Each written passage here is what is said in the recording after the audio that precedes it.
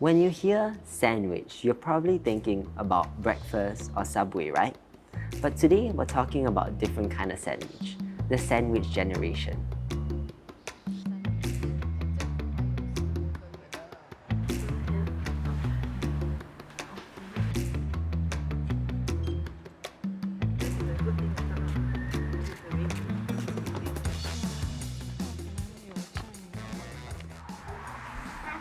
Bye-bye.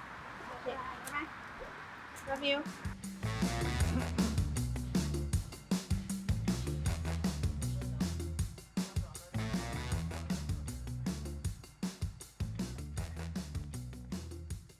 I'm Cynthia, a mother of 5. I have a son who's turning 21 this year and 4 daughters, beautiful daughters. So my second daughter would have been 20 this year if she was still alive. She passed away from stage 4 neuroblastoma cancer at the age of 6. And my number 3 daughter, Mia, she is 12 this year, going to attend, having a PSLE. Our number 4, Hope, is 7 years old this year. She's in P1. And our youngest, Faith, is turning 5 this year in K1. I'm also quite blessed to still have my parents alive with me. Both my parents are in their 80s. They got married and during a period of time where, 2 kids are encouraged to in Singapore, so I was quite blessed that way. I have a younger brother who's 2 years younger than me. So as a full-time working mom of 5, life can be a little bit hectic. A typical morning, we wake up about 6 a.m. together. Mia will be the first one to jump up and try to wake her sister up.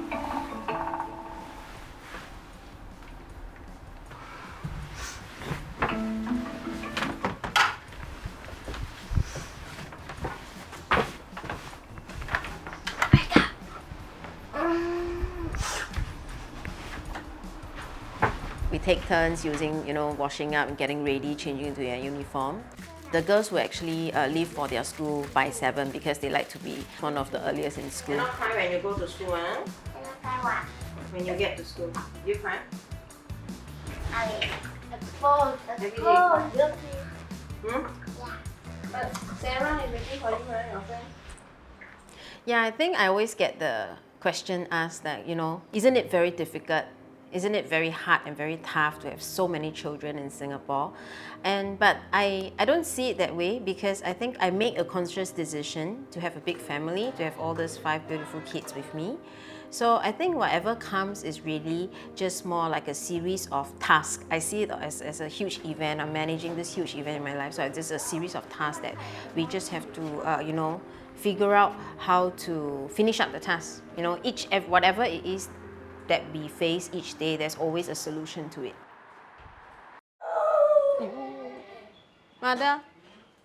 Yeah, honestly, very, very thankful that my parents are still alive with me. Even though they are in their 80s, I would say that they are fairly healthy compared to other peers of theirs. Throughout majority of their lives, they actually have been quite independent, and it has actually taken a huge load off my schedule because as a mom of 5, it really is a struggle trying to fit all the schedule, not to miss all the parent-teacher meetings for all the children. But in the last couple of years, they both individually, I think they have had quite a couple of incidents. So my dad was diagnosed with prostate cancer.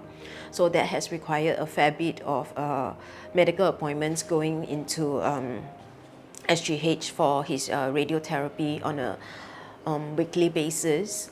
And my mom also has had a couple of incidents where she had her fits, so she was also hospitalized.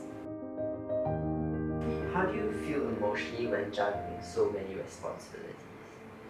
Yeah, so having to play the role of a daughter, a mother, and a full-time employee do get tiring at times, especially when the workload gets really heavy at certain period and you have high demands about tight timelines you have to meet.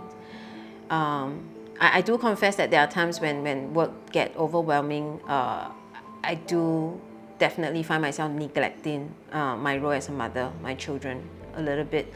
but thankfully my kids have each other, so they kind of keep busy among themselves, and I do have a reliable helper.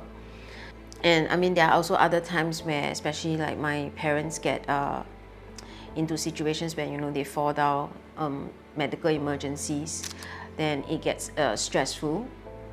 I do find myself that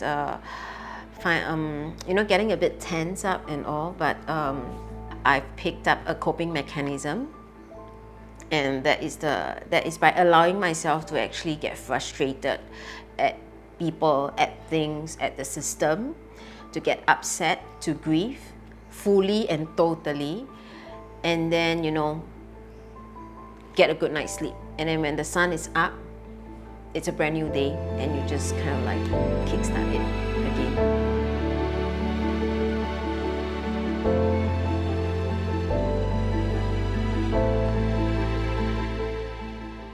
It does get tough financially, especially when as the children grows. So when they were younger, it was just all about fulfilling their basic needs, feeding them, you know, make sure they are clothed and they have a roof over their heads, and that's it. But as they get older, you know, they have more wants, and that, to be honest, it can be quite difficult to fulfill. So for example, like my children don't go to tuition or enrichment classes because we cannot afford it. And in terms of my parents, it also gets a little bit more challenging now as they get older, because especially since 2 years ago, since they both had their falls and had their fair share of medical issues, we have had to hire a helper to look after them. So that is definitely added on another financial load for both me and my brother. But thankfully, because I have a brother, so we do kind of like share the load together. The truth is, Miss Lim is not alone. Singapore's population is aging fast. In 2024, 18% of Singaporeans were aged 65 and above. By 2030, that number will jump to nearly 1 in 4. This means more people will find themselves in the sandwich generation. And with more seniors needing care, the pressure on caregivers is growing. Today, there are over 210,000 caregivers in Singapore, many of whom juggle full-time jobs, childcare, and elder care all at once. The sandwich generation juggles a lot, but at the heart of it all, they're the glue that holds families together. While their sacrifices might go unnoticed, they're building a stronger future for both their parents and children. So, let's come together to support those who give so much of themselves every single day.